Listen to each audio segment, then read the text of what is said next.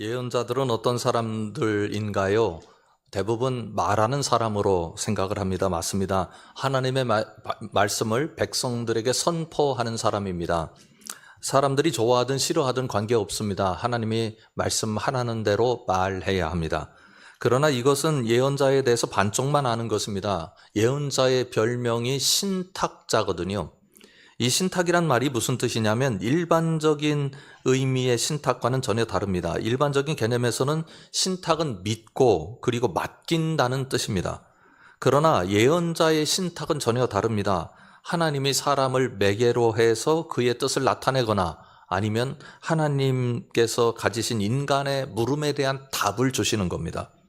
예레미야서에서는 분명하게 이것을 말씀하고 있습니다. 1장 9절 말씀을 보면 이렇게 기록되어 있어요. 여호와께서 그의 손을 내밀어 내 입에 대시며 여호와께서 내게 이르시되, 그 다음이 중요하지요. 보라, 내가 내 말을 내 입에 두었노라. 예레미야의 입에 하나님의 말씀을 두셨습니다. 그래서 베드로후서 1장 21절에서는 예언자의 선포를 이렇게 설명합니다. 예언은 언제든지 사람의 뜻으로 낸 것이 아니요 오직 성령의 감동하심을 받은 사람들이 하나님께 받아 말한 것임이라. 이 말씀을 보면 예언자의 1차적 과제는 말하는 게 아닙니다. 1차적 과제는 듣는 겁니다. 하나님의 말을 받는 것입니다. 하나님의 말씀을 받지 않았는데 예언하면 가짜입니다. 하나님의 말씀을 받았는데 자기 방식으로 해석해서 전달해도 가짜입니다. 예언자들이 사실은 말을 하는데 굉장히 큰 어려움을 겪었습니다. 왜냐하면 불의한 사람들의 죄를 고발했거든요. 나라의 불의를 백성들 앞에서 선포합니다. 아픈 부분 불의를 건드렸기 때문에 많은 사람들이 미워하고 분노했습니다. 그래서 예언자들은 말한 것 때문에 다 순교를 당했습니다. 그러나 받는 것 또한 쉽지 않은 일입니다. 하나님의 말씀을 받아들이는 게 쉬운 일일까요? 하나님께서 말씀하시면 그 말씀을 받기만 하면 되지 그 쉬운 일을 왜 어렵다고 말하나 이렇게 생각하시는 분들이 있을 것입니다. 그런데 문제는 들은 대로 이야기해야 합니다. 그러려면 하나님의 말씀을 똑바로 들어야 되잖아요. 그런데 여기에 방해가 일어나요. 예언자도 사람인지라 자기 경험이 있고 자기 관점이 있고 자기 철학이 있고 자기가 바라는 바가 있고 자기의 생각 구조가 있잖아요. 그것 가지고 하나님의 말씀을 받아들일 때 문제가 일어날 가능성이 참 많습니다. 가만히 생각해 보면 우리도 그래요. 우리가 말하는 사람이기도 하고 듣기도 하는 사람이잖아요. 대부분 말하는 분들이 이런 생각을 가진 것 같아요. 내가 지금 말하는 대로 저 사람이 들을 것이다. 착각입니다. 듣는 사람도 내가 듣는 대로 저 사람이 말하는 것이다. 그것도 착각입니다. 부정적인 말씀을 좀 드리면 나는 나대로 얘기하고 듣는 사람은 듣는 대로 듣는 거예요. 그러니까 각자 이야기하고 각자 알아서 듣는 겁니다. 그래서 대화하다가 싸우는 거예요. 뭐라고 하면서 싸워요? 얘기를 제대로 들었어야지. 예언자도 예외는 아닙니다. 예언자에게도 자기 생각이 있고 자기 경험에서 나온 가치가 있고 자기 해석이 있는 건데 어느 날 하나님의 말씀이 갑자기 파고 들어오잖아요. 그러면 그거를 그대로 받아낼 수 있는가? 해석하면 안 됩니다. 바꾸면 안 됩니다. 그대로 말해야 합니다. 쉽지 않습니다. 오늘 말씀에 나타난 이사야의 경우를 보죠. 이사야도 예외는 아니었습니다. 그는 남왕국에서 예언한 예언자입니다. 그는 왕족 출신이었습니다. 요담 왕에게는 당숙이고요. 아하스 왕에게는 증조부입니다. 그래서 나라의 형편을 너무나 잘 알고 있어요. 그런 상황 속에서 하나님께서 나타나셔서 이사야 1장을 보면 이스라엘의 죄악을 적나라하게 드러내시고 고발하십니다. 혹독한 하나님의 질책을 듣습니다.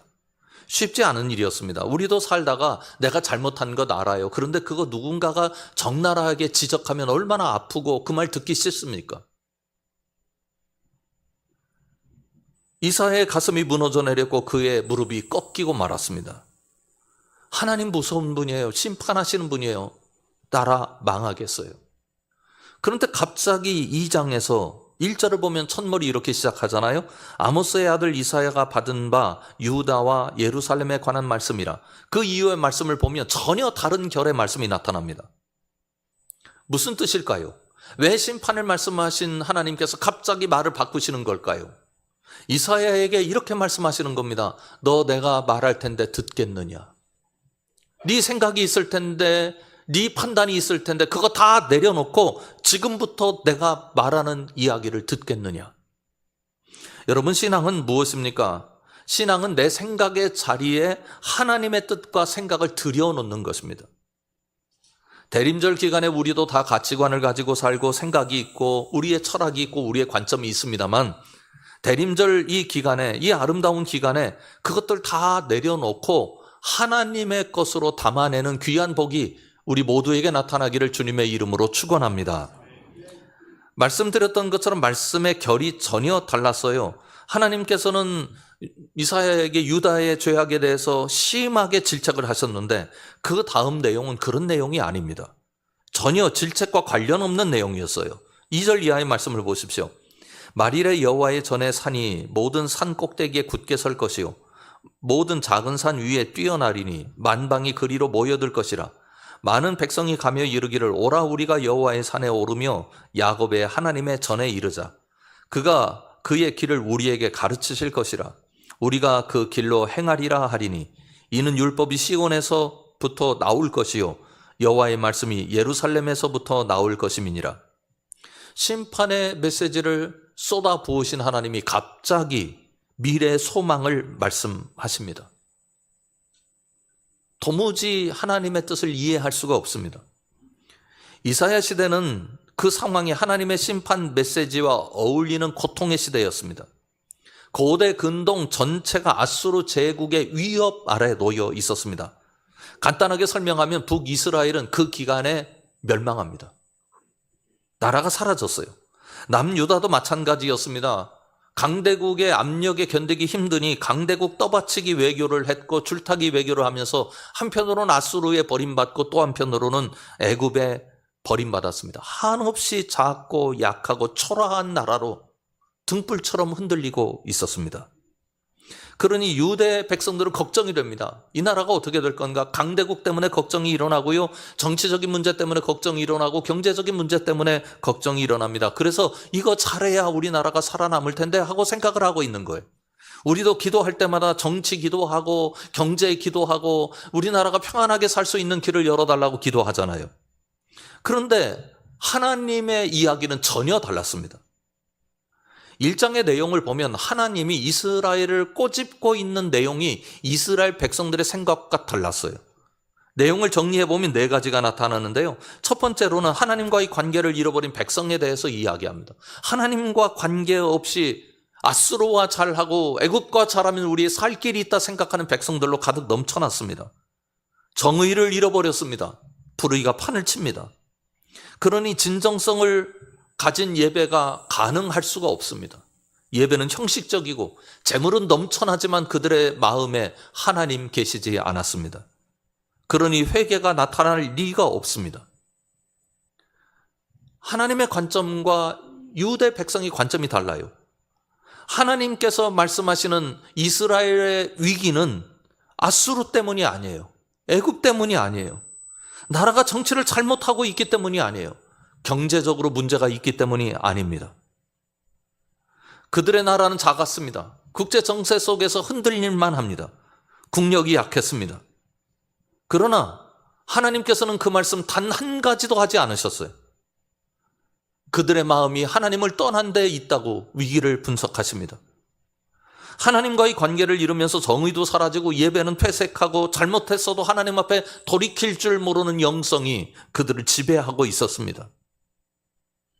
그런 백성들을 향해서 하나님은 말씀을 주시면서 이사야를 통해서 유다 백성에게 말씀하십니다. 너희들 우리나라가 이래서 저래서 어렵다고 생각하는데 그거 다 내려놓을래? 그리고 내 말 한번 들어볼래? 그거 다 내려놓고 내 말 한번 제발 들어봐라. 이렇게 말씀하십니다. 이것이 오늘 우리를 향한 말씀 아닐까 하는 생각을 해봅니다. 우리가 하나님의 뜻을 압니다. 성경의 내용을 기억합니다. 그래서 하나님의 뜻대로 살고 싶은 생각도 우리 안에 가득 넘칩니다. 그러나 하나님의 뜻과 우리 현실의 내 삶과는 간격이 있다는 것을 누구나 인정하며 삽니다. 그래서 어느 때는 이렇게 합리화시킵니다.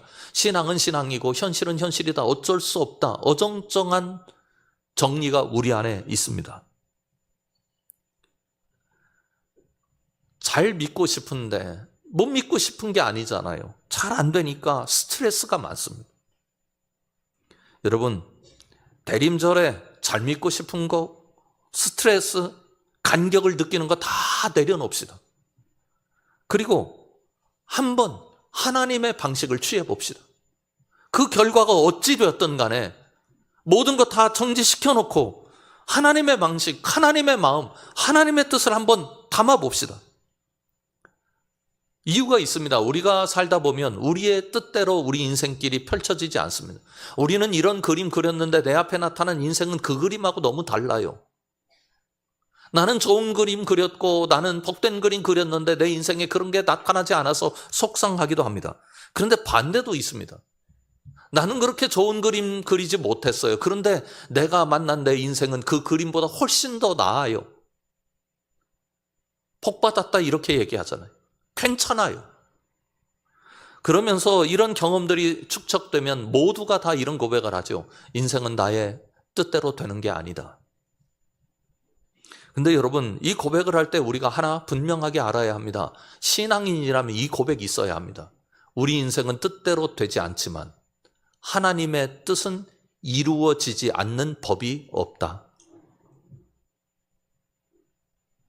그렇다면 하나님의 뜻 받아들여야 하는 것 아닙니까?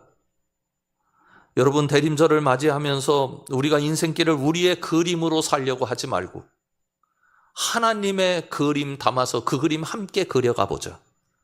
주기도문 외울 때마다 아버지의 뜻이 하늘에서와 같이 땅에서도 이루어지게 하옵소서라는 이 기도를 아버지의 뜻이 하늘에서와 같이 내게서도 이루어지게 하옵소서라고 기도하자.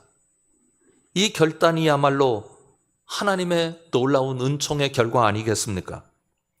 이렇게 기도할 줄 아는 사람에게 일어나는 일이 있습니다. 이사야 1장은 하나님께서 유다 왕국을 심판하고 멸망시키기 위하여 유다의 죄악을 고발하고 계신 것이 아니라는 것입니다. 그들을 회복시키시고 그들을 사랑하셔서 그 백성을 하나님의 백성으로 복되게 살게 하시기 위한 목적이 있었습니다. 하나님은 이 세계를 2장 2절 이하에서 보여주고 계세요. 우리가 봤잖아요. 2절 맨 앞에 단어를 기억하십니까? 말일입니다. 이 말일이란 말은 시간적 의미의 방점이 있지 않습니다. 하나님의 통치가 완전하게 완성되는 것에 방점이 있습니다.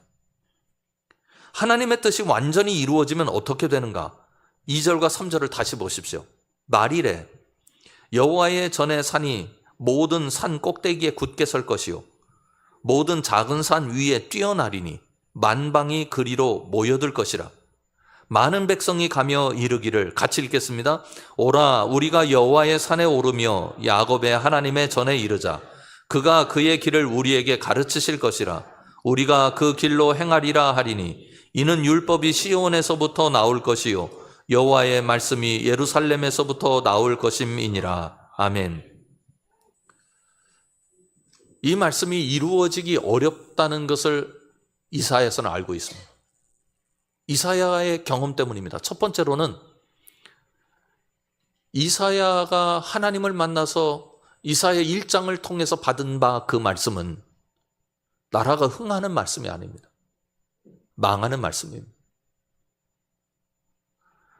두 번째로 이스라엘은 너무나 초라합니다. 이스라엘은 예루살렘 예루살렘 노래하지만 아수르가 가진 그 엄청난 규모의 발달된 도시에 비하면 촌동네입니다. 아무것도 아닙니다. 우리 고향의 시골 사거리에 불과합니다. 그런데 여호와의 전이 산 꼭대기에 선다고, 그 초라한 곳에 하나님의 성전이 선다고, 모든 백성이 거기에 몰려들 것이라고요. 그 성전은 건물의 성전을 의미하는 게 아닙니다. 하나님의 보좌를 의미합니다. 하나님의 뜻이 완전히 이루어지는 것의 가장 이상적인 모습은 무엇입니까? 하나님이 보좌에서 다스리세요. 하나님의 뜻을 가지고 하나님의 의도대로 세계를 이끄시려고 하는데 문제는 어디 있느냐면 하나님의 말씀은 있고 하나님의 뜻은 있는데 사람들이 안 받아들이는 거예요. 이 상황이 변화된다고 말씀합니다. 3절을 다시 보십시오.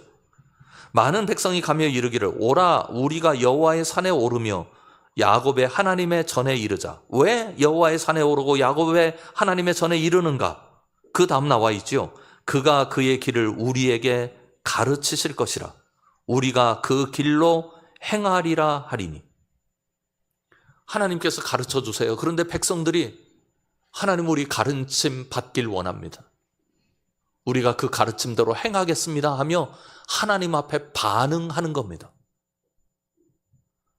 우리가 바라는 복이 무엇입니까? 생각해 보면 그 답은 간단합니다. 잘 사는 겁니다.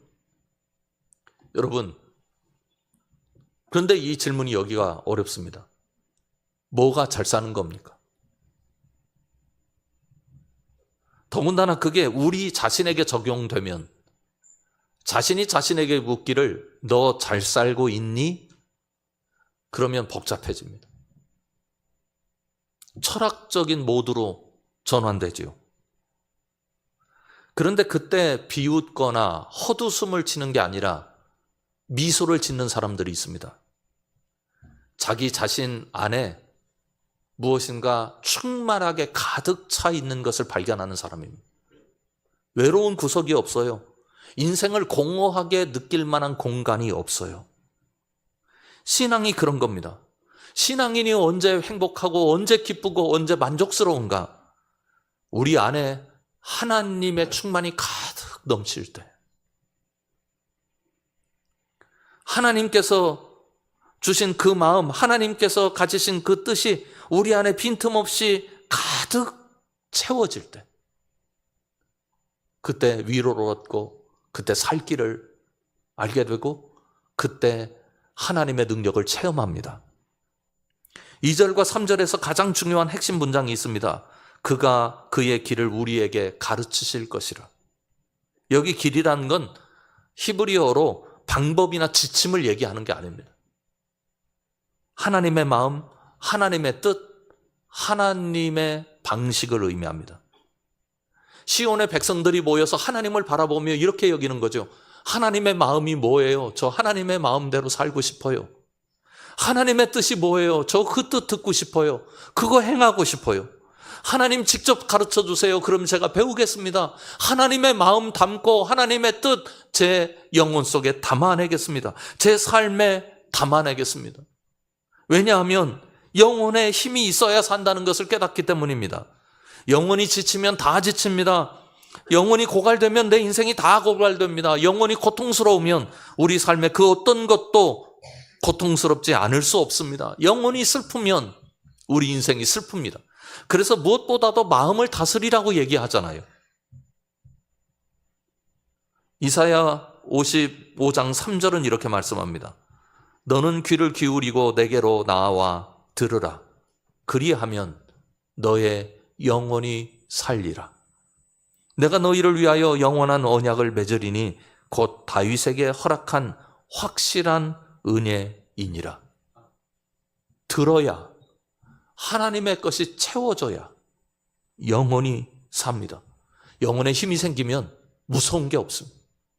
못할 게 없습니다. 쭉 내려가면 11절 이하에서 이렇게 말씀합니다. 내 입에서 나가는 말도 이와 같이 헛되이 내게로 돌아오지 아니하고 나의 기뻐하는 뜻을 이루며 내가 보낸 일의 형통함이니라.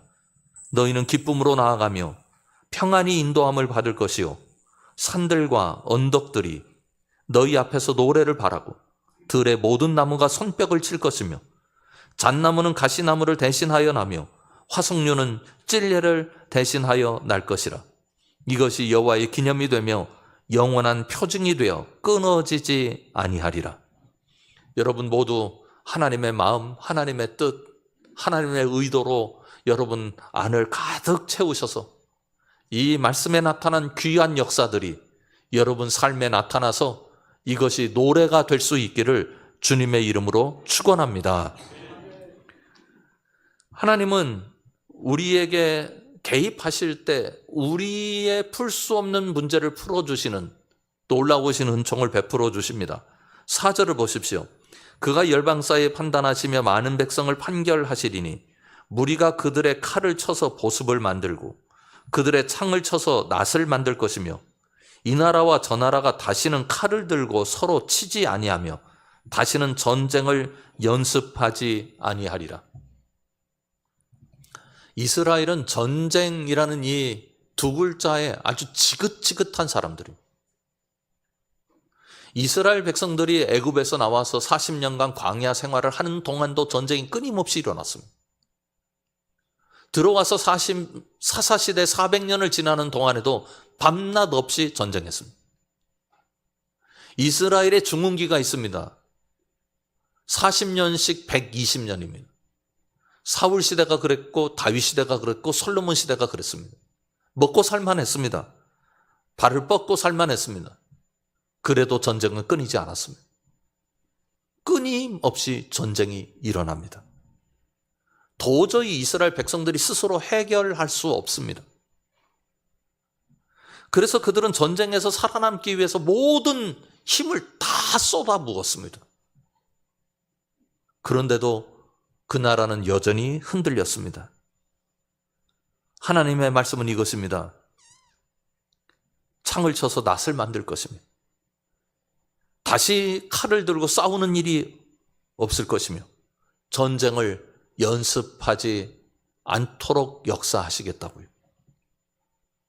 전쟁에서 이기는 게 우리의 목적이 아닙니다. 여러분, 우리의 목적은 전쟁이 없는 겁니다. 그래야 살잖아요. 전쟁은 이겨도 져도 나라가 흔들리고 많은 백성들이 고통과 눈물을 경험할 수밖에 없습니다. 내가 그런 나라 만들어 주겠다. 전제가 하나 있습니다. 하나님의 뜻을 즐겨 순종하는 사람. 하나님의 마음, 내 마음에 가득 채우겠습니다. 하나님의 뜻, 내 가슴에 가득 채우겠습니다 하는 사람이요. 하나님 앞에 순종의 무릎을 꿇을 줄 알아야 다른 나라에게, 다른 사람에게 무릎 꿇지 않고 살 수 있습니다. 사랑하는 성함 식구 여러분, 오늘 우리는 대림절 기간을 2주에 걸쳐서 보내고 있습니다. 여러분, 우리 모두의 마음속에 하나님의 마음 가득 채워냅시다. 내 마음에 자리 없을 정도로 채워냅시다. 그래서 하나님 경배하고 하나님 찬양하는 노래를 실컷 불러서 하나님의 복이 우리 삶 가운데 담길 수 있기를 주님의 이름으로 축원합니다. 우리 함께 기도하면 좋겠습니다. 하나님, 하나님의 마음으로 우리 마음을 채워주십시오. 하나님의 뜻으로 우리 뜻에 가득 담기게 해 주십시오. 하나님의 역사가 우리 삶 속에 들어와 움직이는 그 놀라운 경험을 하며 살 수 있도록 인도해 주십시오. 하나님 앞에 한 목소리로 기도하겠습니다. 아버지 하나님, 우리가 주님을 바라볼 때, 주님을 기억할 때 우리 마음속에 온전히 주님을 사모하지 못하는 마음을 들킵니다. 우리의 생각이 너무 많아서 하나님의 마음에 자리가 없습니다. 우리의 경험을 통한 결론이 너무 견고하여 하나님의 뜻이 설득력을 우리 속에서 잃습니다. 하나님의 길이 보이는데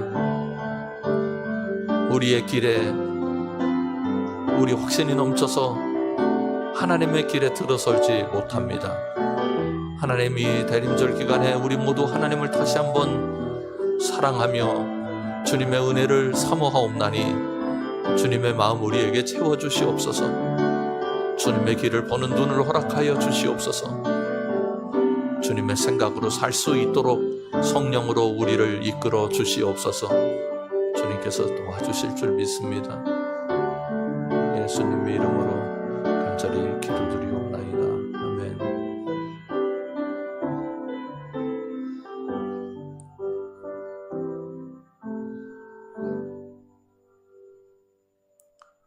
주님의 마음을 저희에게 주십시오. 저희가 담겠습니다.